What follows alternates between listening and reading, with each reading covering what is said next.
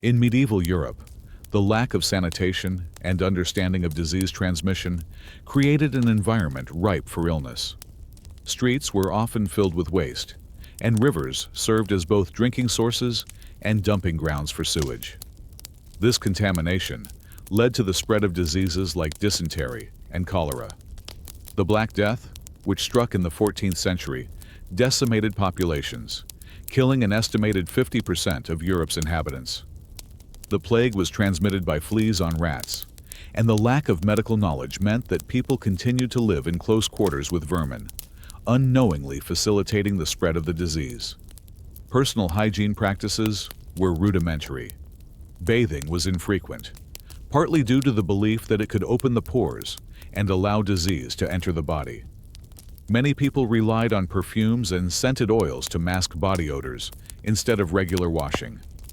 Public bathhouses existed, but were often associated with immoral behavior and were eventually closed down during times of plague to prevent the spread of disease. Nutrition was another significant challenge.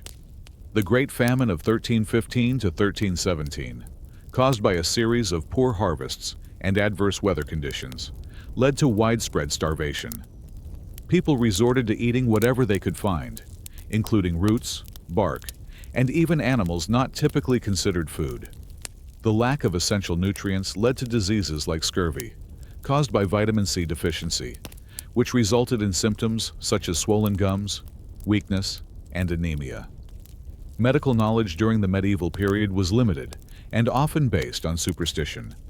Treatments included bloodletting, the use of leeches, and the application of herbal remedies, many of which were ineffective or even harmful. The concept of germs and the importance of sterilization were unknown, leading to infections and complications from even minor injuries. Child mortality rates were alarmingly high. 2 out of every 10 babies died within their first year, and many children did not survive past the age of 5. Those who reached adulthood faced an average life expectancy of around 35 years, though this figure was skewed by the high rates of infant and child mortality. The combination of poor sanitation, inadequate nutrition, limited medical knowledge, and the prevalence of deadly diseases made medieval life incredibly precarious.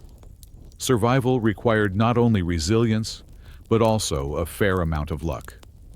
In this video, we'll explore these aspects in greater detail, shedding light on the harsh realities faced by those living in medieval times. And if you thought disease was your only enemy, think again. The medieval landscape was riddled with dangers far beyond infection. Violence was commonplace, and the rule of law was often more myth than reality, especially for the poor. If you were a peasant, the odds that you'd die from a sword, an axe, or a beating were not small. In many parts of Europe, especially during times of political instability, feudal lords ruled over their lands like small kings, with little oversight. Justice was arbitrary. Trial by ordeal, forcing the accused to plunge their arm into boiling water or carry a red-hot iron was still a thing, and surviving without injury was seen as a sign of innocence. But let's be honest, no one really survived that unscathed. So if someone accused you of theft or heresy, you weren't just fighting for your reputation, you were fighting for your life. Your odds of survival weren't much better on the battlefield. If you were unlucky enough to be conscripted or forced into service by your lord, you would likely be given a dull weapon, little armor, and told to charge a more trained, better equipped enemy. And if you weren't killed in battle, there was a decent chance you'd die later from infected wounds. Medieval warfare was brutal. There were no medics, no antibiotics, and battlefield injuries often meant slow, painful deaths. Even worse, survivors were often maimed or crippled for life, rendering them useless in an already unforgiving society. Let's say you avoided war, disease, and starvation. Congratulations. Now you have to survive childbirth. And no, we're not just talking about women. Of course, for women, childbirth was one of the deadliest parts of life. There were no sterile conditions, no knowledge of bacteria, and midwives did what they could, but they didn't have the tools or training to prevent hemorrhaging, infection, or complications like breech births. Many women died in childbirth. But even men weren't spared from the dangers of pregnancy and infancy because their wives could die. And with them, often the child too. If the mother survived, the child might not. 1 in 5 newborns didn't make it to their first birthday, and many others died before age 5. And there were no vaccines, no antibiotics, no formula, and no support system for single parents. Imagine you're 5 years old, living in a hut with a leaky roof and a dirt floor. It's winter. There's no insulation. The fire in the hearth gives off more smoke than heat, and you're sleeping on straw crawling with lice. You're hungry again. Your stomach is empty, gnawing at itself while your mother tries to make a soup from roots and old bread crusts. You've had diarrhea for days, but there's no medicine. If it doesn't stop soon, you'll die from dehydration. It's not rare, it's expected. Water isn't safe to drink. Wells can be contaminated. Streams?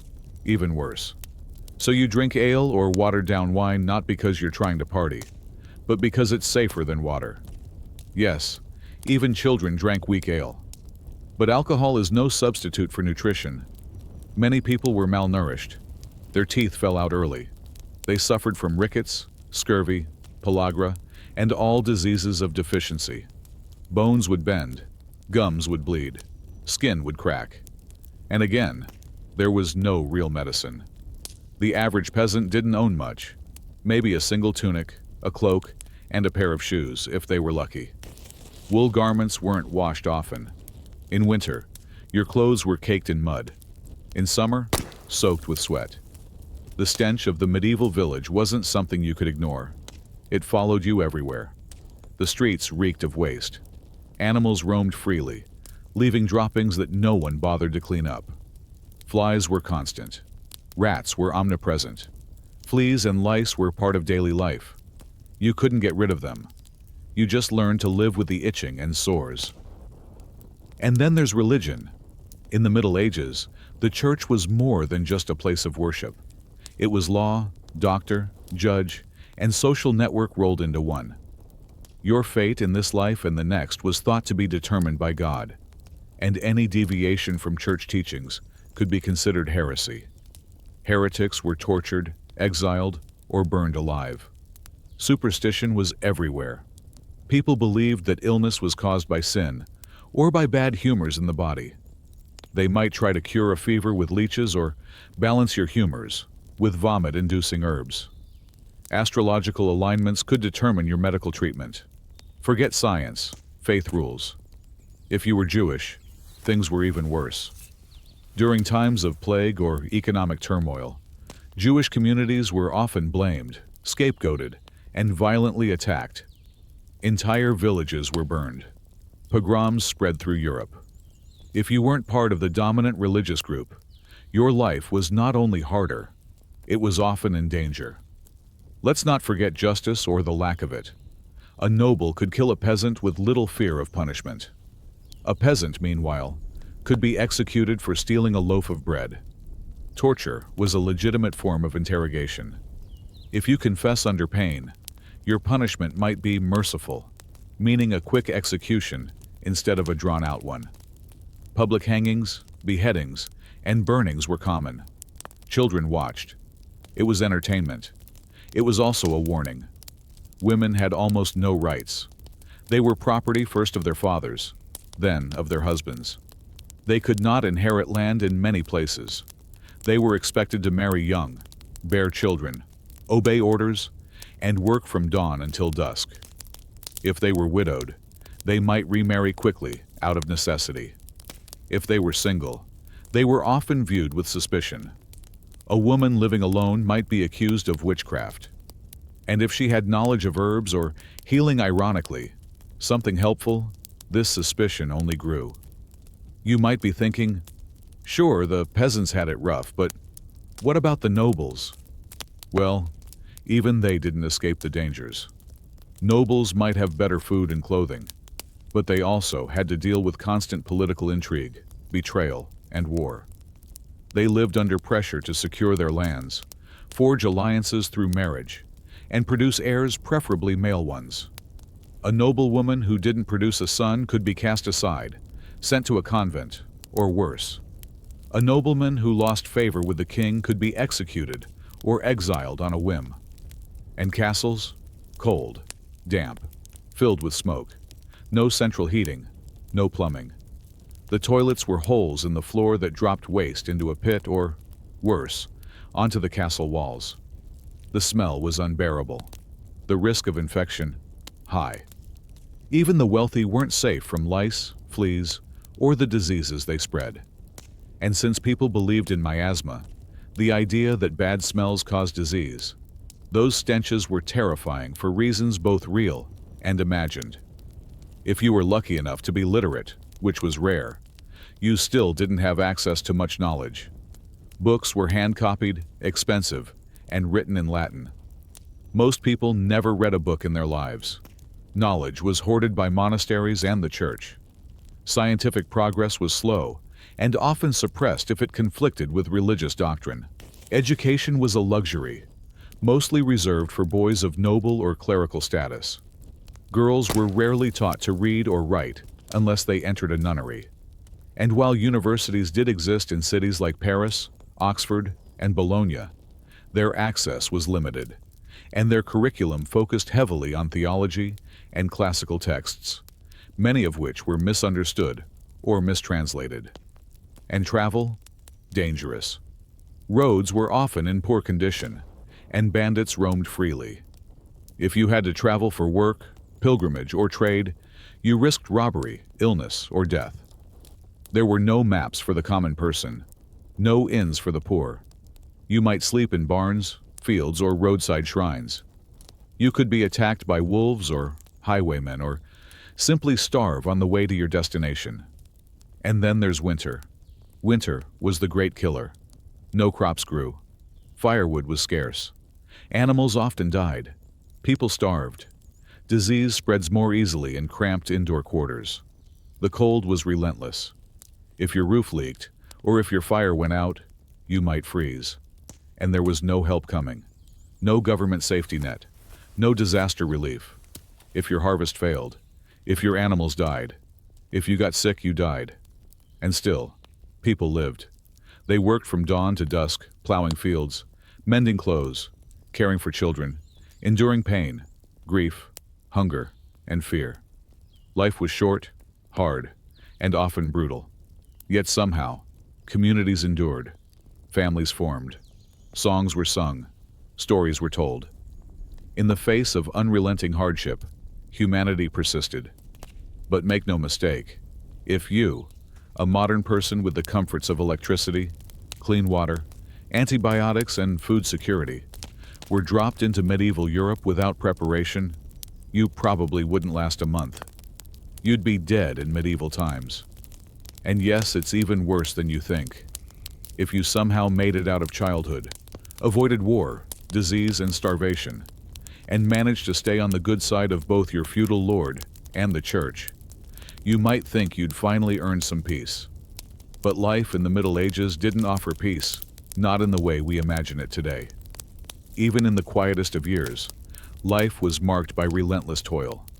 There were no vacations, no weekends, no concept of self-care.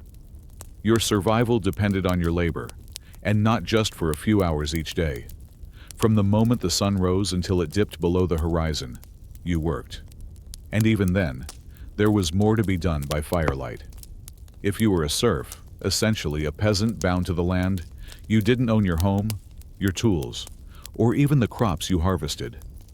A large portion of your labor went directly to your lord. You worked his fields, tended his animals, paid him rent in the form of food, and gave additional labor during harvest season, or whenever he called. Your life wasn't yours, it was his. You couldn't leave the land without permission. You couldn't marry without approval. You couldn't even grind your own grain without paying a fee to use the Lord's mill. The work was physically punishing. You used wooden tools. Iron tools were rare and expensive. You plowed the soil with oxen, planted by hand, harvested with sickles.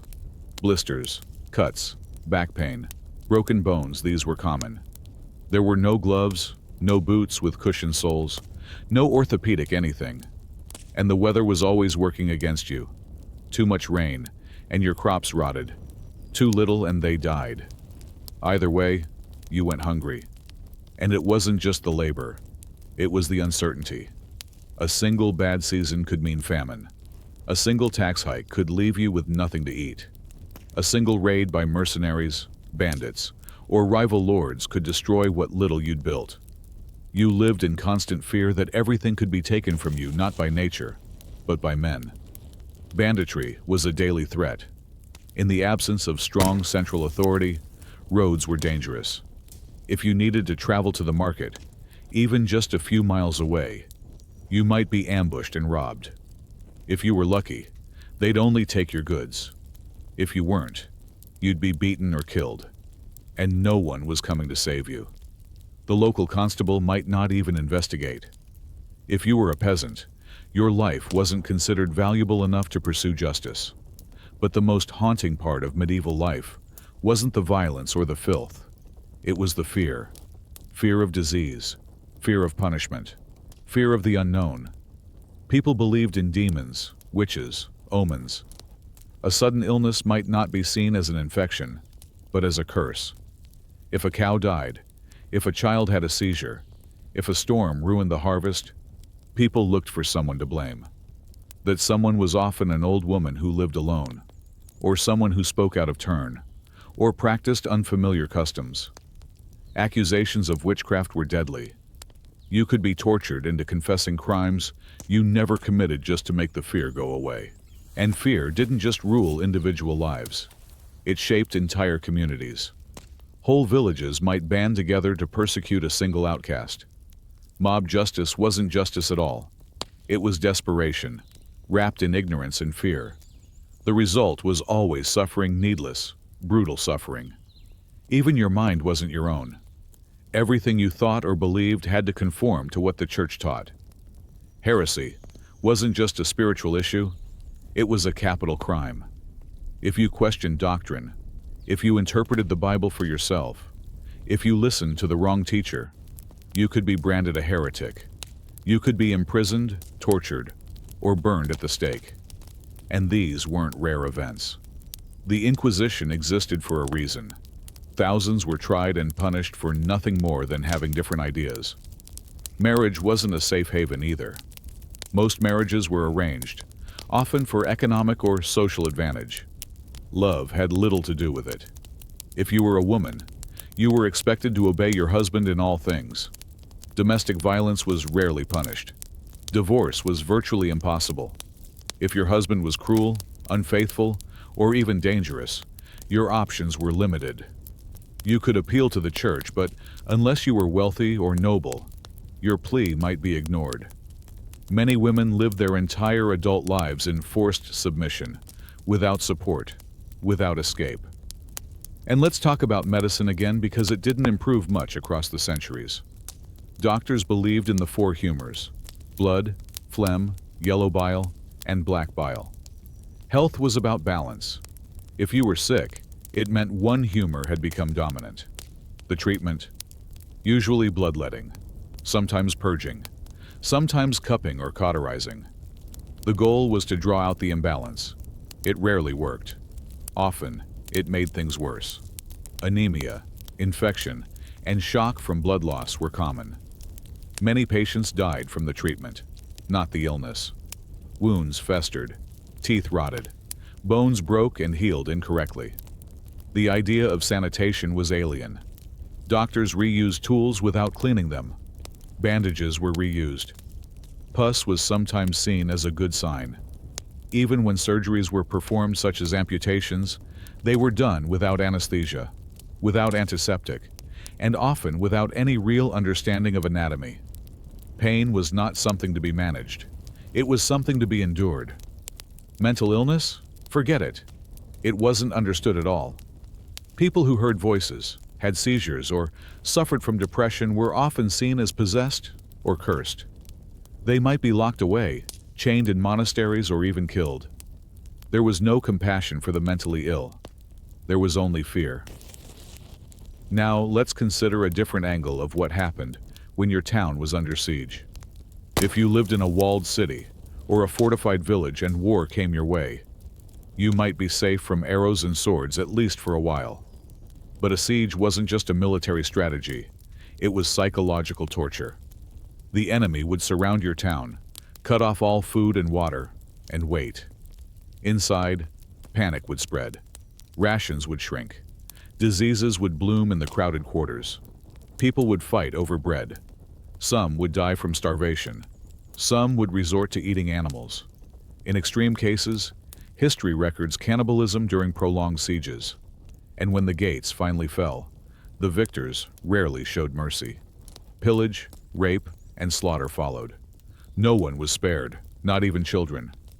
And if you were a soldier in that siege, your odds weren't much better.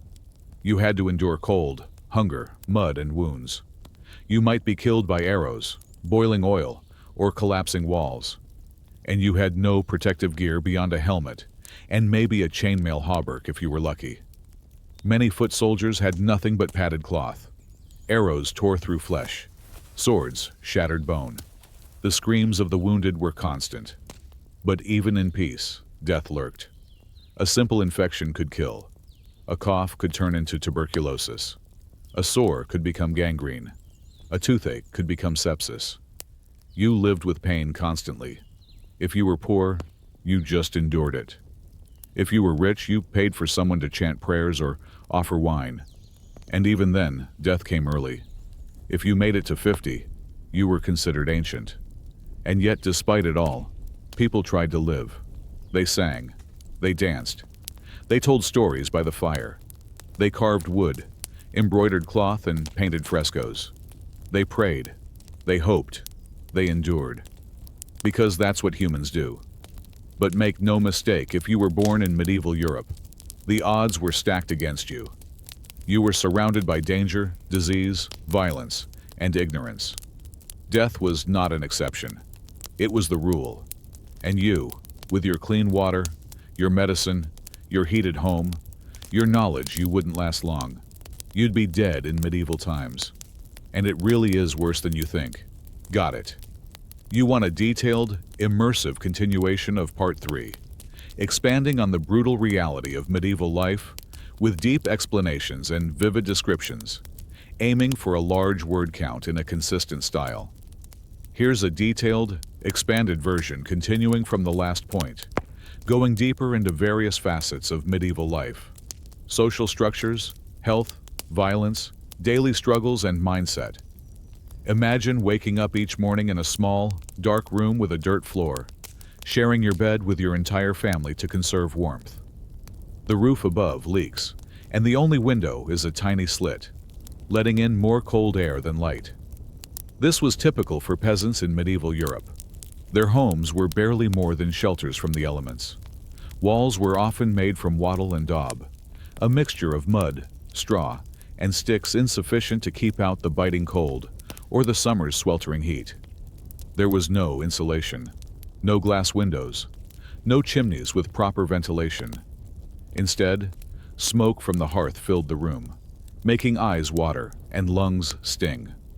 Water was drawn from wells, if there was one nearby, or from streams, which were often polluted with waste. Drinking this water could mean contracting dysentery, cholera, or typhoid fever, deadly diseases with no cure at the time. Bathing was rare because fresh water was precious and hard to come by. People believed that too much washing could open pores to evil spirits or illness. So dirt and grime were tolerated and even accepted as a part of life. In these conditions, parasites thrived. Lice and fleas were a constant nuisance, biting and spreading disease. Some medieval texts recount that people used combs specifically to remove lice from their hair, daily rituals born out of desperation. Bedbugs infested mattresses, adding to the misery. The medieval bed was often just a pallet stuffed with straw or feathers, hardly comfortable and nearly impossible to keep clean. Food was another constant worry. The diet was limited, repetitive, and nutritionally poor. For most peasants, meals consisted primarily of coarse rye or barley bread, often so dark and dense it was difficult to chew. It was eaten with whatever vegetables were available: onions, cabbage, leeks, or beans. Meat was scarce. It was expensive and mostly reserved for nobility or special feast days. Instead, peasants supplemented their diet with pottage, a thick stew made from grains, vegetables, and occasionally some scraps of meat or fish. Because of this poor nutrition, vitamin deficiencies were common. Scurvy, caused by a lack of vitamin C, led to bleeding gums and tooth loss. Rickets, from vitamin D deficiency, caused bone deformities. Weak immune systems made peasants more vulnerable to infections and less able to recover from illness or injury. But it wasn't just physical hardship. Socially, medieval peasants were bound by rigid feudal obligations that stripped them of freedom and dignity. You worked the Lord's land without pay, giving a significant portion of your harvest as rent. If the Lord demanded extra labor, say, repairing his castle walls or serving as a soldier, you had no choice but to comply, even if it meant neglecting your own fields. Taxes and tithes were crushing. The church demanded a tenth of your produce. Kings and nobles levied additional taxes, often arbitrarily and harshly enforced. If you failed to pay, your land could be seized, and you or your family could be imprisoned or whipped. Poverty was cyclical. If one bad season hit, you fell behind on payments, which led to penalties and more debt, which led to greater hardship. Escape was almost impossible. The judicial system offered little protection. Courts were often controlled by local lords, who used them to reinforce their own power. Trials were brief and unfair. Evidence was scant, and punishments were brutal floggings, mutilations, public shaming, or death. For peasants, justice was a terrifying concept rather than a safeguard. Violence was woven into daily life. Banditry was common on roads, and disputes often ended in bloody fights. Feuds between families or villages could escalate into vendettas lasting generations. The threat of war loomed constantly. Kings and nobles fought for power, dragging peasants into their conflicts as soldiers or victims. When armies marched, they pillaged villages, seizing food and valuables, burning homes, and killing anyone who resisted. Disease epidemics were frequent and devastating. Without understanding of germ theory or sanitation, people spread illnesses unknowingly. Towns were filthy, with garbage and waste piled in streets and rivers. Rats carried fleas that spread plague. Bodies of the dead were often left in mass graves, sometimes left unburied due to sheer numbers. The stench was unbearable. Medical knowledge was primitive.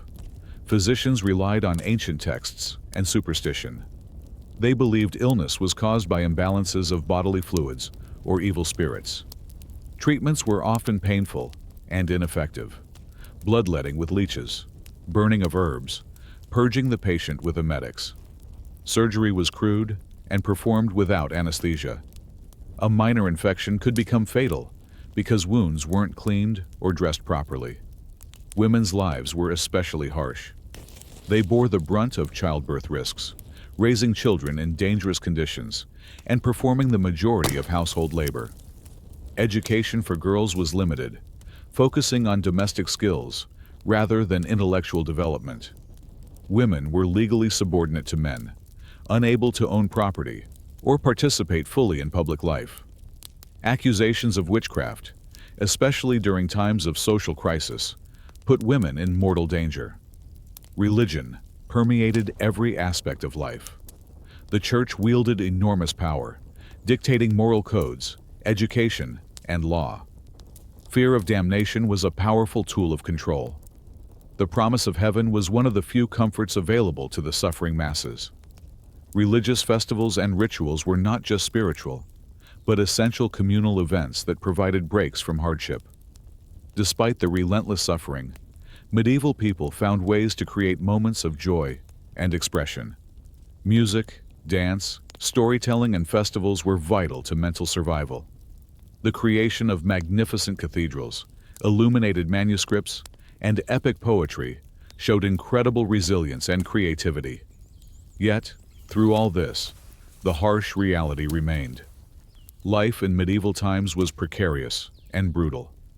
Most people lived and died without ever knowing comfort, safety, or justice. The advances we enjoy today, modern medicine, sanitation, legal protections, social mobility, were centuries away. If you were alive then, you likely wouldn't survive long. The world was unforgiving. Death was a constant companion. The phrase, "better to be born lucky than rich," was more than a saying, it was a truth hammered into every waking moment. So when you think about the Middle Ages, don't romanticize it. It wasn't just dark because of the lack of electricity or technology. It was dark because of the harshness of life itself. The struggle for survival was relentless. It was brutal. It was worse than you think. The medieval world was a constant battlefield, not just in the obvious sense of wars between kingdoms, but in everyday life where danger lurked at every corner. If you think the risk of dying from disease or starvation was high, add to that the brutal reality of violence that shaped medieval existence. Warfare wasn't a rare event. It was an almost endemic condition, and its impact reached far beyond the armies clashing on distant fields. The ripple effects touched everyone from peasants who were pressed into battle to nobles scheming for power. Castles and fortresses dotted the landscape, looming symbols of power, but also constant reminders of threat. The nobility lived in these stone fortresses, but even these were not safe havens. Siege warfare was brutal and deadly. When enemy forces surrounded a castle, they cut off food supplies, water, and hope, forcing defenders into desperation. Starvation, disease, and psychological terror often defeated more than arrows or swords. The horrors of siege warfare meant that even the strongest walls could not guarantee survival. Soldiers, both professional knights and conscripted peasants, faced unimaginable hardships. The knight's life might seem glamorous in stories, but in reality, it was grueling. Training was brutal, and battles were chaotic, violent affairs with a high risk of death or lifelong injury. Armor protected, but was heavy and exhausting to wear for hours or days. Horses, essential to knights' mobility and status, were vulnerable and costly to maintain. Peasant soldiers, often conscripted with little training or equipment, were thrown into the bloodshed. They faced better armed enemies and had little chance of survival. The use of mercenaries and professional soldiers added to the complexity, as loyalties shifted with pay rather than loyalty. The weapons of the time were terrifying in their brutality. Swords, maces, axes, and spears caused devastating injuries. Archers, especially the English longbowmen, changed the face of medieval warfare with their ability to strike from a distance, penetrating armor and causing mass casualties. But the aftermath of battle was grim. Wounded soldiers often died slowly from infections or gangrene due to primitive medical care. Beyond the battlefield, lawlessness was widespread. Bandits and marauders preyed on travelers in villages, especially during times of war or famine when law enforcement was weak. Roads were dangerous. Merchants faced threats of robbery or extortion. Villagers lived in fear of sudden raids that could destroy homes and livelihoods overnight. The social hierarchy was rigid and unforgiving. Your place in society was determined at birth, and mobility was almost impossible.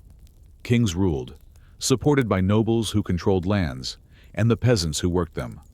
Serfs were legally bound to the land they could not leave or seek better opportunities without permission. They paid rent, taxes, and labor dues, barely surviving on what was left after these demands. Even townsfolk and artisans, who might seem better off, lived precariously. Guilds regulated trades but also limited competition, sometimes leading to stagnation. Disease, fire, and economic shifts could wipe out entire communities. There were no safety nets or welfare systems. Religion played a double role. It was a source of hope, but also control. The church owned vast lands, collected tithes, and influenced laws. Heresy, was punished harshly. Religious wars, like the Crusades, dragged thousands into conflict over ideology and power. Everyday life was filled with constant struggle against natural elements. Winters were brutal and long. Without modern heating, people huddled around small hearths, often sharing space with animals for warmth. Food preservation was limited, fresh food was seasonal, and winter months brought scarcity and hunger. Sanitation was poor, with open sewers and contaminated water sources spreading disease. The stench of waste, combined with the smell of unwashed bodies, animals, and rotting food, created unbearable living conditions. Despite this, people adapted and developed early forms of waste management and public health practices, though primitive by modern standards. Childhood was harsh, infant mortality was high, and surviving children were expected to contribute to family labor from a young age. Education was a privilege for the wealthy. For most, knowledge was passed orally or through religious instruction. The sheer number of dangers from hunger and disease to violence and exploitation meant that life expectancy was shockingly low. To reach adulthood was a victory. To live into old age was rare and remarkable.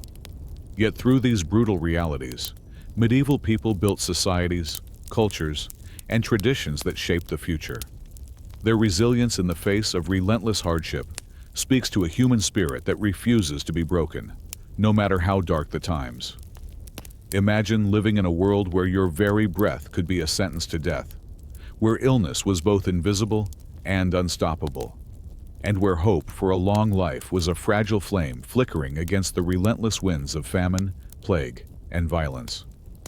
The medieval period was not merely old or primitive. As some might think, it was a brutal era defined by suffering on a scale that's almost unimaginable today. Disease was the shadow hanging over every village, town, and city. The Black Death, which ravaged Europe in the mid-14th century, is perhaps the most infamous medieval health catastrophe, but it was far from the only one. Plagues and epidemics struck frequently, sweeping through populations with merciless speed. In the absence of knowledge about germs, bacteria, or viruses, medieval people could do nothing but watch as friends, family, and neighbors succumbed to fevers, buboes, and delirium. The bubonic plague itself was horrific. Transmitted primarily by fleas, carried on black rats, it caused swelling of lymph nodes, called buboes, that turned black and oozed pus. Victims often suffered excruciating pain, fever, vomiting, and a rapid decline into unconsciousness. Death followed swiftly, sometimes within days. No quarantine measures could stop its spread because the true cause of microscopic bacteria was unknown. Entire towns were emptied, their dead piled into mass graves, the living too terrified or ill to bury them properly. But plague was just one part of a larger pattern of infectious disease. Typhus, spread by lice, thrived in the overcrowded and filthy conditions of medieval towns. Smallpox and measles were deadly childhood diseases. Cholera and dysentery spread through contaminated water sources, a common problem given the lack of sanitation infrastructure. The stench of open sewers, refuse piles, and unburied corpses was not just unpleasant, it was a breeding ground for illness. Medical care was steeped in superstition and ancient beliefs. Physicians often saw disease as punishment from God for sins. Treatments reflected this worldview. Bloodletting, a common practice, involved draining the patient's blood to balance the humors, but it frequently weakened them further. Herbs were used extensively. Some had mild medicinal properties, but many were ineffective or even poisonous. Surgery was terrifying. Without anesthesia, amputations or wound cleanings were performed while the patient was fully conscious. Instruments were crude, and the concept of sterilization was centuries away. Infections like gangrene often set in, turning wounds into death sentences. Those who survived had scars and disabilities that limited their ability to work, further complicating family survival. Nutrition was a constant concern. The average medieval diet was heavy on grains, but lacked the variety and vitamins necessary for health. Vitamin deficiencies caused visible suffering. Scurvy led to bleeding gums and tooth loss. Rickets caused bowed legs and bone pain. Malnutrition also compromised immune systems, making it harder to fight off infections. Pregnancy and childbirth were perilous. Maternal mortality rates were high due to lack of hygiene and medical knowledge. Babies faced a grim prognosis. Infant mortality hovered around 30 to 50% in many areas. Those who survived infancy still faced threats from diseases and accidents. Economic hardship deepened these struggles. The feudal system forced peasants to hand over large portions of their harvest as rent or tax. During bad harvests or famine, families often had little to eat after fulfilling these obligations. Starvation was a frequent reality. Records from the era show people resorting to eating bark, roots, and even carrion to survive. Food scarcity led to social unrest, with riots and rebellions sparked by hunger. Social status defined access to resources. Nobles and clergy enjoyed better food, cleaner living conditions, and sometimes rudimentary medical care. Peasants and serfs, tied legally to the land, bore the full brunt of hardship. They worked from dawn till dusk in fields or workshops, often in dangerous conditions, with no guaranteed safety or security. Justice was harsh and arbitrary. Laws favored the powerful. Punishments for minor crimes were brutal. Public floggings, mutilations, or even executions were common. The concept of a fair trial was often absent, especially for the poor. This constant threat of violence extended beyond the law. Banditry, feuds, and warfare meant that peasants lived in fear of attack from neighbors, soldiers, or marauders. Religion was both a refugee and an instrument of control. The church's influence was pervasive, dictating morality and law. Religious festivals provided rare breaks from toil and opportunities for communal celebration. But the church also enforced strict codes of behavior and punished dissent harshly. Accusations of witchcraft could lead to torture and death, often targeting vulnerable women. Amidst all this darkness, medieval people demonstrated remarkable resilience. Stories, songs, and art flourished, preserving culture and human spirit. Communities supported each other in times of crisis. The drive to survive and find meaning in hardship is a powerful thread running through the history of the Middle Ages. This was a world where every day was a fight to live, and the odds were stacked against you from the moment you were born. To look back and romanticize it is to ignore the terrifying reality. The medieval period was worse than most imagine, and surviving it was nothing short of a miracle. To truly grasp why medieval life was so perilous, it's essential to understand the multifaceted nature of warfare during that period. Battles were not isolated events fought by professional armies. Only they were deeply entwined with the social fabric, economics, and even religion of the time. For most people, war wasn't a spectacle or a distant headline. It was a direct threat to their survival, property, and family. The medieval battlefield was a terrifying place. Unlike modern warfare, which often relies on technology and distance, medieval combat was intimate and merciless. Knights in shining armor, while romanticized today, were instruments of destruction. Their armor was heavy and cumbersome, but necessary for survival amid the hail of arrows and the brutal melee of swords and maces. Mounted knights charged with lances, often shattering enemy lines with sheer force and momentum. Foot soldiers, who made up the majority of armies, faced some of the most dangerous conditions. They fought with pikes, spears, axes, and short swords, often in tight formations. Archers played a pivotal role, especially the English longbowmen, whose ability to rain down arrows over long distances could decimate heavily armored knights and foot soldiers alike. The famous Battle of Agincourt in 1415 showcased how these archers turned the tide of war. But even then, victory came at an enormous human cost. The noise of battle was deafening. The clang of metal, the screams of the wounded, the thundering of horses' hooves. Fear and adrenaline mingled, driving soldiers to desperate acts of bravery or surrender.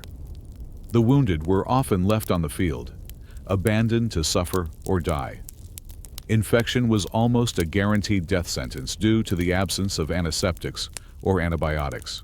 Sieges were perhaps the most harrowing form of medieval warfare, stretching for weeks or months, causing immense suffering beyond the battlefield.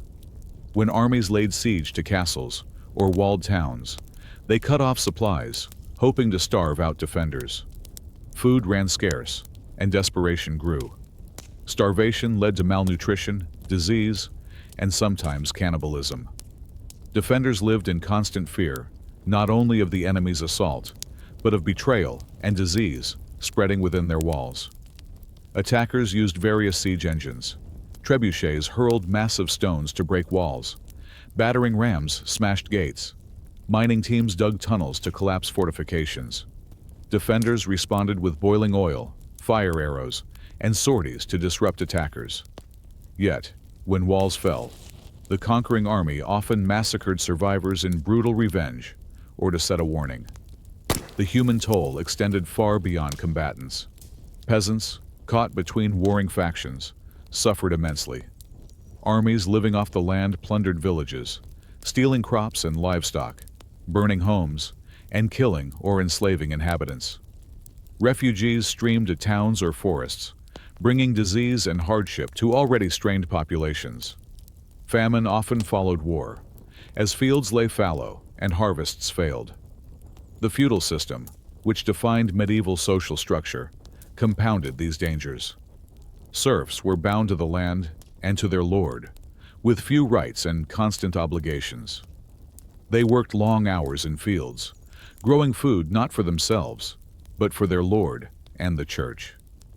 If a lord called his vassals to war, peasants might be pressed into service or left to defend the land at home against raids. The economic impact of war was devastating. Taxation increased to fund armies, reducing what peasants had to survive on. Inflation caused prices to rise, worsening food scarcity. Many peasants fell into debt or lost their lands. Social unrest and revolts were common, fueled by the desperation of those crushed beneath the weight of war and poverty. Justice in medieval times was harsh and arbitrary. Local lords acted as judges, enforcing laws often designed to protect their own interests. Trials could be cruel and unfair, with punishments intended to intimidate as much as to correct.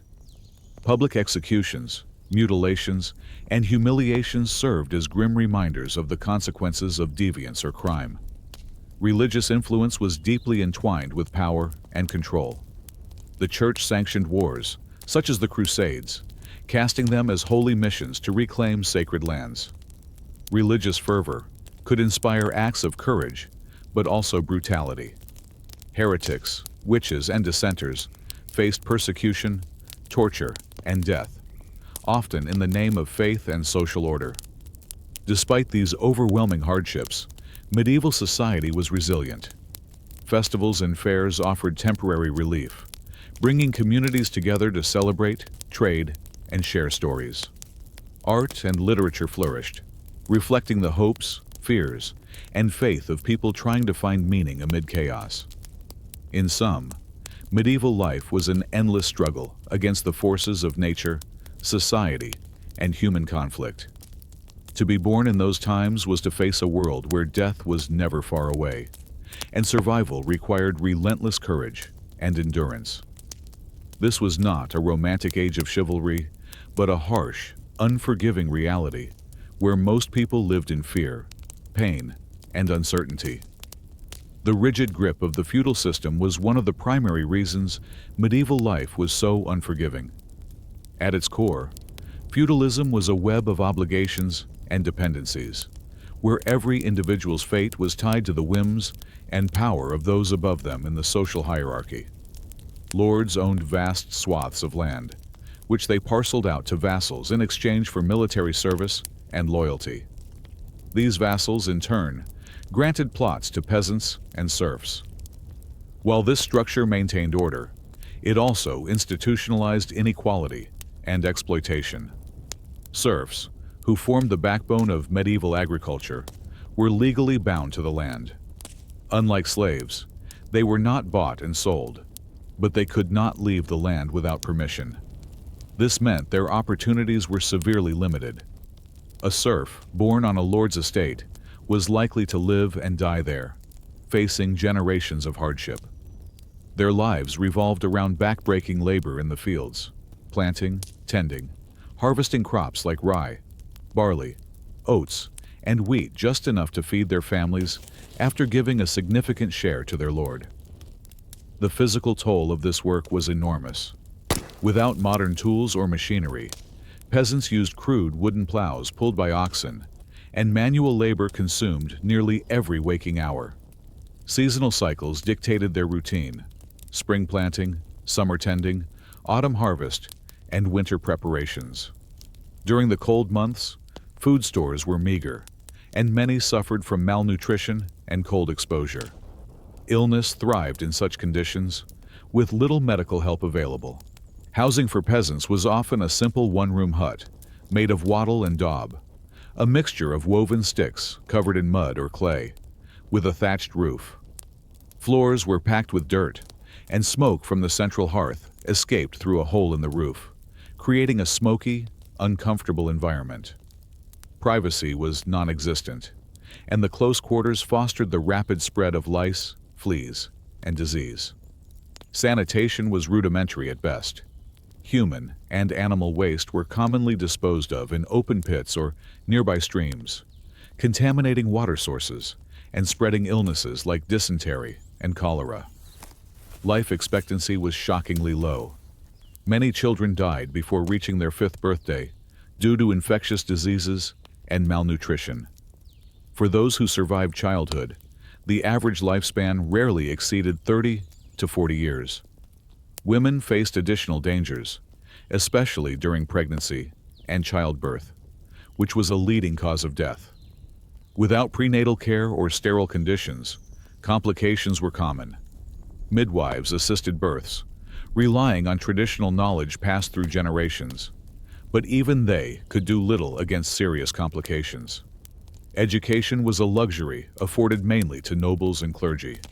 The vast majority of peasants were illiterate, unable to read or write, and their knowledge was limited to oral traditions and practical skills necessary for farming and household tasks. Religious instruction came through sermons and church attendance, emphasizing obedience and piety. The church itself was a double-edged sword. It provided spiritual solace and a sense of community, but also reinforced the existing social order. Clergy often owned land and wealth, wielding significant power over the populace. Religious festivals offered rare breaks from labor and opportunities for communal celebration, but they also served to remind the masses of their place in the divine hierarchy. The church preached that suffering in this life was a test of faith, with the promise of eternal reward after death, a belief that helped many endure unbearable hardship. Justice in medieval society was often brutal and arbitrary. Lords acted as judges within their domains, enforcing laws that favored their interests. Punishments for crimes ranged from fines and public humiliation to mutilation and execution. Trial by ordeal, such as holding a red-hot iron or being thrown into water, was used to determine guilt, often relying on divine intervention rather than evidence or reason. The fear of harsh penalties served to maintain order, but also perpetuated injustice. Warfare was a constant threat beyond the battlefield. Peasants lived under the looming shadow of raids, banditry, and local conflicts. Armies marching across the countryside devastated crops and livestock, leaving famine and displacement in their wake. The recruitment of peasants into militias or conscription to fight for their lord meant that many were sent to fight with little training and inadequate weapons, facing high mortality rates. Famine was perhaps the greatest silent killer. A bad harvest caused by poor weather, pests, or warfare could result in widespread hunger. With limited food reserves and no social safety nets, entire communities could starve. Historical records from famines such as the Great Famine of 1315 to 1317 reveal horrifying scenes of desperation, people eating roots, bark, or even each other. Malnutrition weakened bodies, making diseases more deadly and reducing the ability to work, which in turn worsened food shortages in a vicious cycle. Despite these grim realities, medieval people sought meaning, joy, and connection. Markets and fairs were vital, social and economic hubs where peasants and townsfolk could trade goods, share news, and enjoy entertainment like music and storytelling. Craftspeople honed their skills, producing textiles, pottery, metalwork, and more, supporting a modest but vibrant economy. Art and literature flourished within churches and courts, preserving stories of heroism, faith, and humanity. Manuscripts illuminated by monks, epic poems sung by minstrels, and the building of magnificent cathedrals all stand as testaments to the enduring human spirit in a world overshadowed by hardship. Living through the Middle Ages required resilience, adaptability, and faith. The everyday struggle against hunger, disease, violence, and social injustice made survival itself a victory. The notion that medieval times were romantic or chivalrous is a dangerous myth that glosses over the harsh realities that most people endured.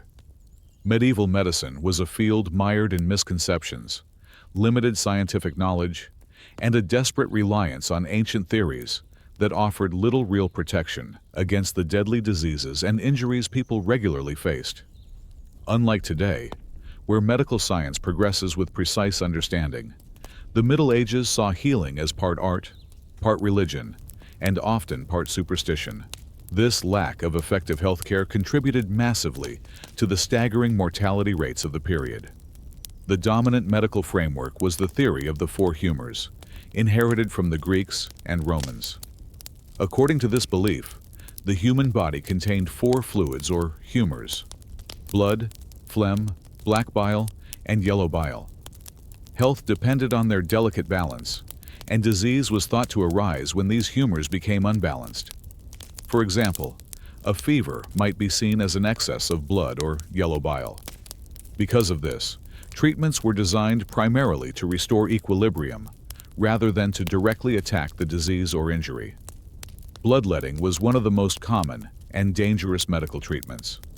Physicians or barber surgeons used lancets, knives, or leeches to remove blood from patients, aiming to purge the body of bad humors.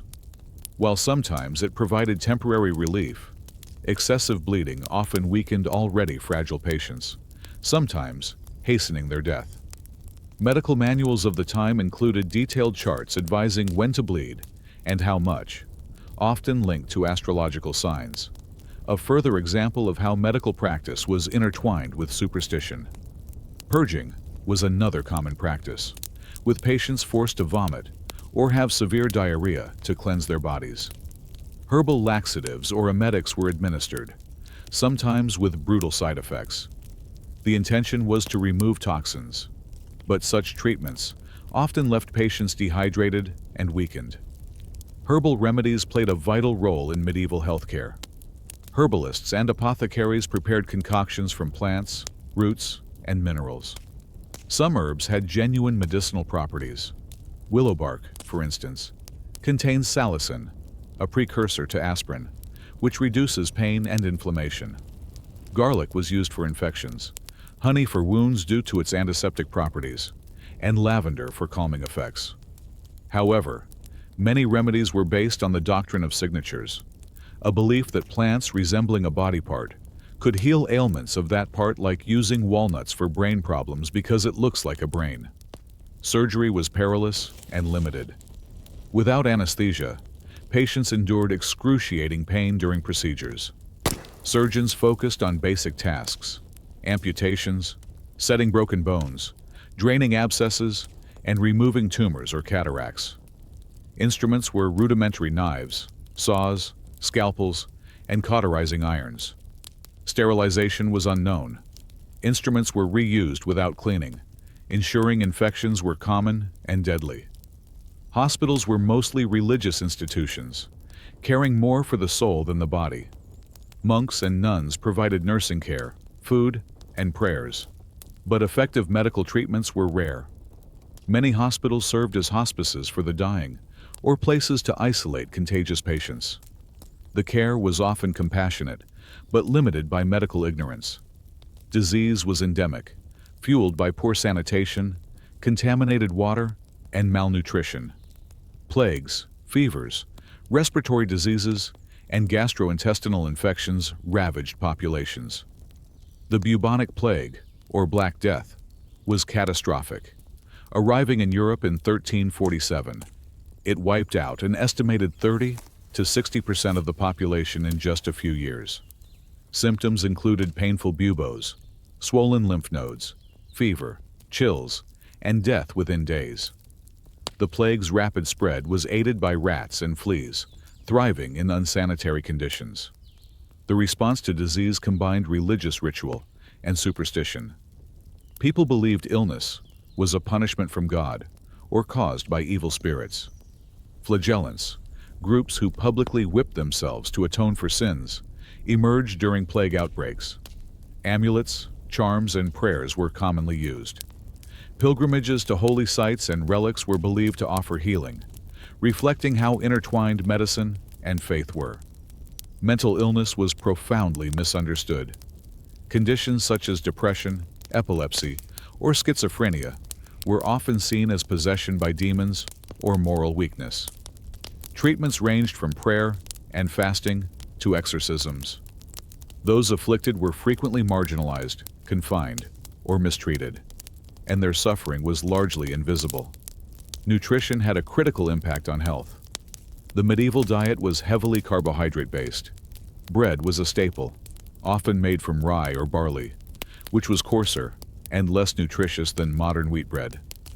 Peasants ate pottage thick stews of grains and vegetables, while meat was a rarity. The lack of vitamins and protein led to widespread malnutrition and conditions like scurvy. Seasonal food shortages and famines worsened the problem, especially when war or bad weather disrupted harvests. Childbirth was extremely dangerous. Midwives assisted many births, but complications like obstructed labor, postpartum infections, and hemorrhaging were common killers. Without antiseptics or antibiotics, puerperal fever, an infection after childbirth, was a leading cause of death for women. Overall, the combination of primitive medical knowledge, poor nutrition, unsanitary living conditions, and relentless disease meant that medieval people faced a brutal struggle to survive even the most common ailments. The odds were stacked heavily against them, making death a common and often sudden visitor. Life in medieval Europe was a relentless battle against forces beyond human control: disease, famine, war, and social oppression. It was a world where hope was often overshadowed by fear, and survival itself was a daily miracle. To understand why so many would have been dead, it's essential to peel back the layers of medieval society and confront the stark realities beneath the romanticized tales of knights and castles.